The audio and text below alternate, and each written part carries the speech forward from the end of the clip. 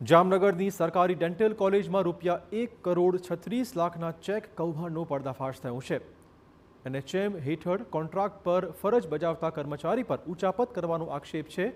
આરોપીએ રોગી કલ્યાણ સમિતિના 15 ચેકમાં કથિત ફેરફાર કરી રૂપિયા પોતાના ખાતામાં જમા કરાવ્યા હોવાનો આક્ષેપ છે। છેલ્લા 6 મહિનામાં અલગ અલગ તારીખે કુલ ₹1,36,00,000 કરતાં વધુ રકમ ટ્રાન્સફર થયાનું તપાસમાં ખુલ્યું। પોલીસે સમગ્ર મામલે તપાસ આરંભી છે।